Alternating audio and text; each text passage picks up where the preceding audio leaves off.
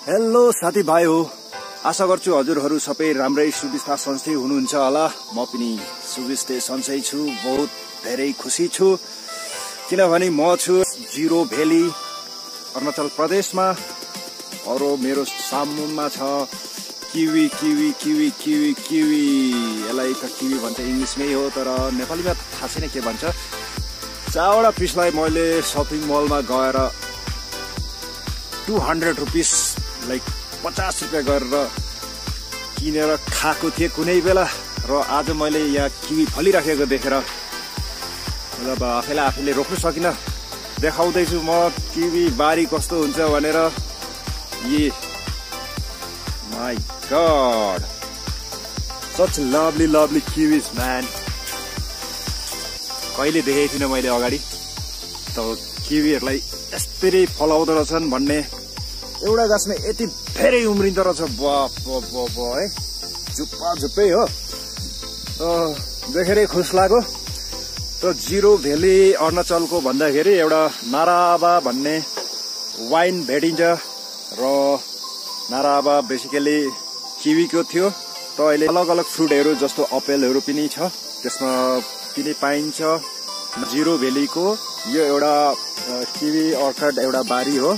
त बारी धेरै लामो छ, म जाँदिनँ, लामो देखाउँदिनँ। र हजुरहरूले बसेर घरमा नाराबा भन्ने वाइन खानु भएको छ भने किवी चाहिँ यस्तै बारीबाट जान्छ। एउटा बारी मात्रै होइन, यहाँ छ उहाँ छ, धेरै बारी छ यहाँ किवीको। हर मान्छेहरूको बारी छ। त अरू मान्छेको बारीहरूबाट कलेक्ट गरेर त्यो नाराबा वाइनेरीमा हङ भिलेज छ, त्यहाँनिर मैले देखेको छु। त्यहाँनिर गएर वाइन बनिने छ। बागेरिता भन्ने फाउन्डर उही हो, एउटा एग्रिकल्चर इन्जिनियर हो।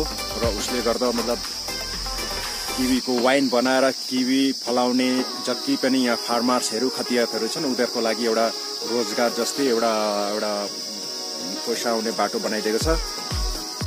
धेरै मजा लाग्दैछ। माई गॉड है, या वाह, माथि छु है, किवी छ है यहाँ। माई गॉड यार, सिरियसली साँच्चै lovely place, such lovely lovely.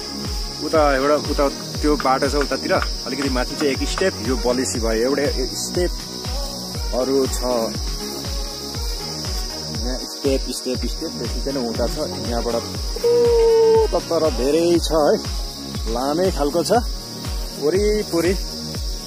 मजाले यो पक्का खुट्टा लगाएको छ, त्यहाँदेखि यसरी लगाएको छ खुट्टी। यहाँ यस्तो छ, बाँसकोहरू छैन, सिधै यहाँनिर स्टिलको तारहरूको लगाएर धेरै खर्च गरेको जस्तो लाग्छ। त पर्मानेन्ट हुनसक्छ सायद। गाछहरू देखेर एउटा खेतीयक मान्छे खेती एउटा देखेर एउटा उत्साह जागेर मैले एउटा यो बनाउनु खोजेको भिडियो हो।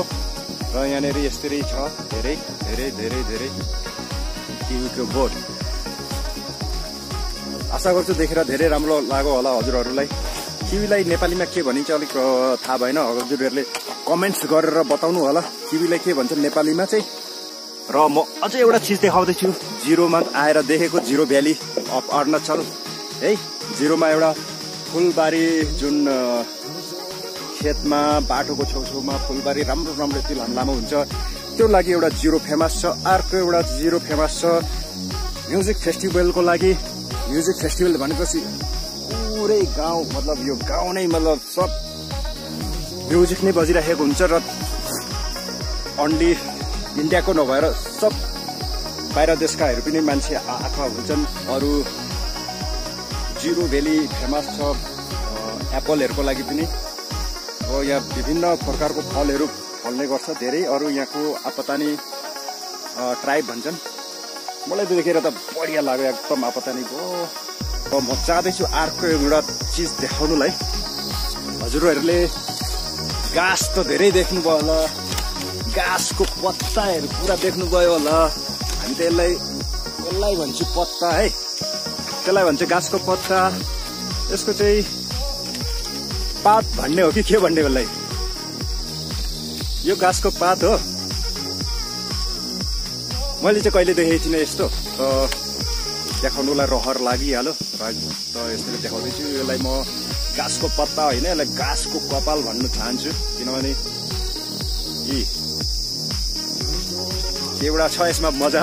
पातके भन्न सक्दिनँ यसलाई म, पातके भन्दिनँ। यो पाइन ट्री हो भने पनि स्टाइलिस एउटा घाँस मैले देखेँ, राम्रो लाग्यो। यस्तो छ यो घाँस चाहिँ धेरै धेरै धेरै धेरै छ, जताततै छ एकदम। यो घाँसमा पाइन ट्रीको यसमा यो लागेको हुन्छ। यो हो एउटा फल हो, खान नसक्ने फल हो, देखिन्छ मात्रै राम्रो देखिन्छ। एउटा चिज के हो, खाने चाहिँ होइन। त किवी देखाए, घाँस पाइन ट्री देखाए, यहाँको बारेमा हल्का केही भनिदिए। Hope you guys enjoyed the video and don't forget to like and subscribe, do comment, let me know your feedback. तो आजको लागि यति नै। धेरै धेरै धन्यवाद सबैजनालाई। खुसी रहनु, स्वास्थ्यवान रहनु भन्दै यतिमा बिदा चाहन्छु। By by.